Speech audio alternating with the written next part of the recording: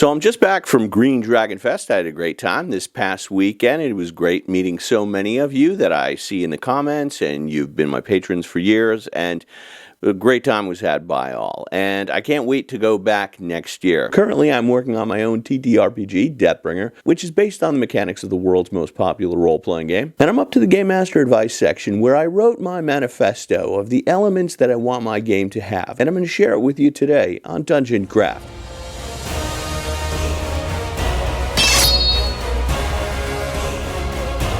Welcome to Dungeon Craft. I'm Professor DM, and this channel is about all things tabletop role-playing games. And I'm Deathbringer. Like, subscribe, and sign up for the Deathbringer newsletter. I also want to announce the grand opening of Deathbringer's Dungeon eBay store, where you can find great rare role-playing games like this Goodman Games version of The Lost City and way more. So check it out at the link below. So while writing the Game Master section of Deathbringer, I wanted to sort of capture my style of game. And this is my manifesto. This is the code that I live by. And number one, I never stop the action to look up a rule. If we don't know the range of a spell or the damage it does, we don't look it up. I just make a decision, we live with that, and we look it up after the session is over. This is the scenario I ran at Green Dragon Fest. It's called the Fungus Licking Cannibal Cult.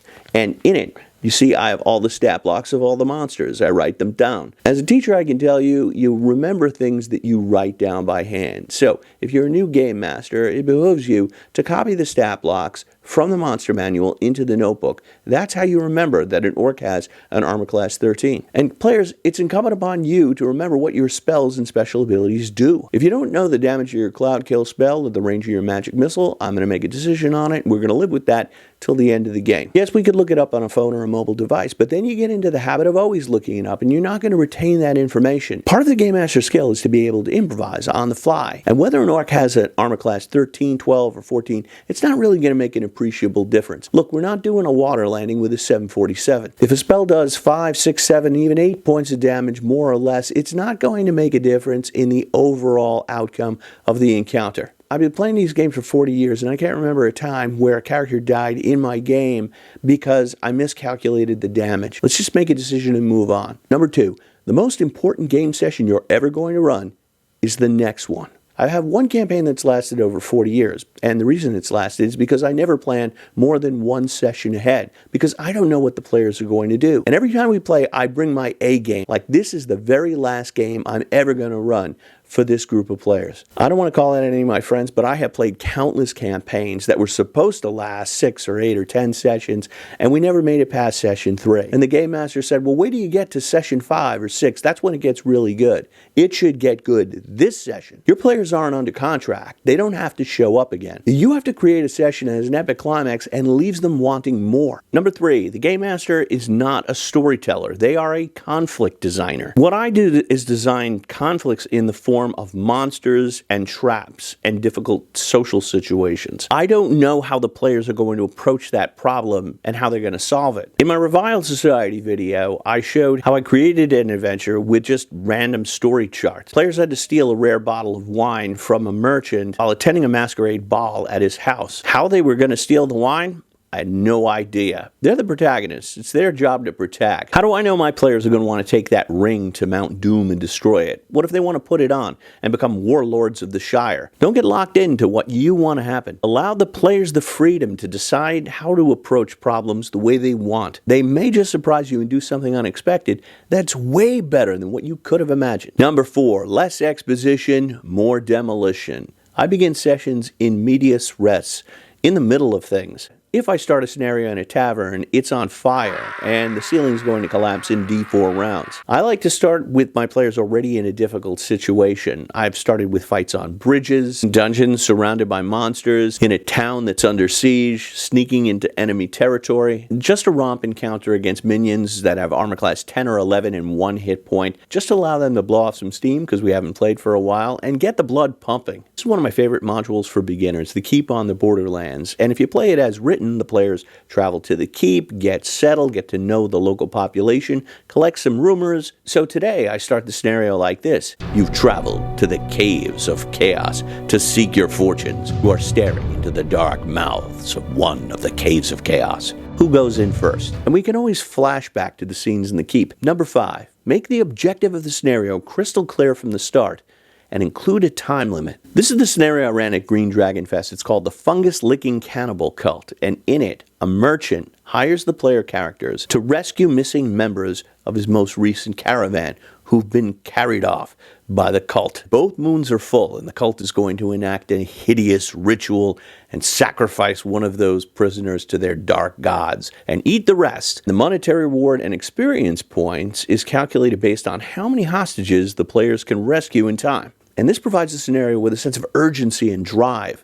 The players can't dilly-dally taking short and long rests because time is of the essence. There is a ticking clock. And if you find your players are taking too many rests and kind of lollygagging and taking their sweet time, it's probably because you didn't include a time limit. Like and subscribe. It really helps the channel. And get an official Deathbringer mini at the link below. Number 6, respect the dice, for they always tell the truth. I don't use a Game Master screen. I roll all my combat rolls out in the open. The only time I hide my rolls is if the players are searching for traps or searching for secret doors, something that the character wouldn't know. But if it's combat, I roll it out in the public, so the players know I'm not pulling my punches. And I don't kill characters. Dice kill characters. It always seems to be a hot button issue online when you talk about fudging dice. Like, people get really emotionally invested in it.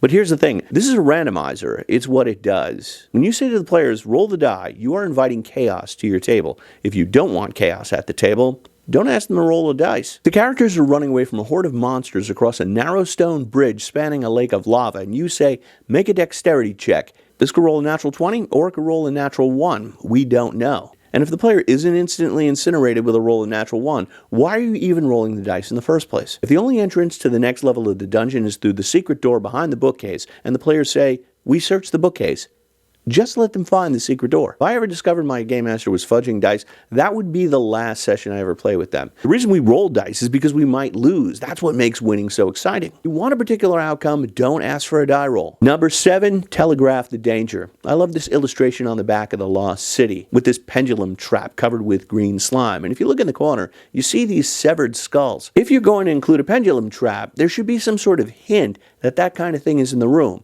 If a monster spits acid, there should be evidence around the dungeon of acid damage. Trap just can't be sprung out of nowhere. That's sandbagging the players. If you include clues and the players don't find them or ignore them, at least they'll say, oh yeah, the clues were there the whole time, and they'll know it was fair. Number 8, cut the shoe leather. Shoe leather is screenwriter language for unnecessary walking and talking. So the fungus-licking cannibal cult starts with the players getting the mission from the merchant. I don't describe the town, the path to the merchant's house, knocking 3 times on the door, the servant letting them in, and making them wait 5 minutes in the lobby. I put them right in front of the merchant in the middle of the conversation. You want to describe things so the players could see it, but not over-describe things that don't really make a difference. One of the most frequent questions I get asked is, how do I handle long overland journeys? And the answer is, if there is a possibility of encounter, I have a random chart. But if nothing is going to happen on the long journey, I say, after a long journey of several weeks, you arrive at your destination. If nothing happens, I don't have to describe it. Same thing with shopping trips. I have a whole video on removing shoe leather, and the comments are fascinating. Some commenters say, but shopping is my favorite part of the game. And that's cool if that's what you like. If your players like it, go nuts. I had 3 sisters growing up, and the most torturous days I can remember is when my mom took me and my sisters to the mall, and I'd have to sit on some bench while they went shopping. And I would sit there reading my D&D books, and never once did I think, how do I put this in my D&D game? If you want to shop for a new dagger, boots, or pantaloons, you can do that by texting me. I'm not going to waste valuable game time with shopping excursions. There's actually a re-equipping rule in Deathbringer where you pay 10 gold pieces, and that covers repairing your armors, weapons, replacing any kind of arrows, oil, torches, or anything else that you would need to replace. 9, reward clever thinking and default to yes. If your players outwit the bad guys and think of a plan you didn't think of, allow them to succeed. Number 1, it rewards creativity. Number 2, if the players always lose and can never outthink the bad guys, then it becomes frustrating for them and they're not going to want to play anymore. Default to yes doesn't mean always say yes. It means say yes most of the time. Like, if you don't know why you would say no, just say yes. Justin Alexander goes into this in detail in his excellent book, So You Want to Be a Game Master. Always saying no can get the players stuck. Like, if a player says, I want to jump over the chasm, instead of making a roll, say, okay, you do it. Now what? Now we're moving the game forward instead of getting the players stuck. You say no, you can't do that. The players will stop, they'll freeze, and they'll try to anticipate doing what you want them to do. And that can slow the game. 10, never cancel a session if one player doesn't show up. If you've got a group of 4 or 5 or 6 players, there's going to be a lot of sessions where someone's not going to be there. If you wait for everybody to be there to proceed, you're not going to be playing a lot. If you ever watch Critical Role, not every cast member makes every single session. And these people are paid to be there. If you want to run a regular role-playing game and actually get some play done, you just got to be prepared to play without the person who's missing. After all, the other people may have traveled long distances and rearranged their schedules so they could be there. Why punish them? The show must go on. Run for the people who show up. And those are my rules. What do you think? You can sound off in the comments below. Also below, you'll find a link to Patreon, where you can get access to my notebook, exclusive Discord server, a monthly live show, and tons of bonus video content. The extended version of this video has 2 extra rules, so I hope to see you there.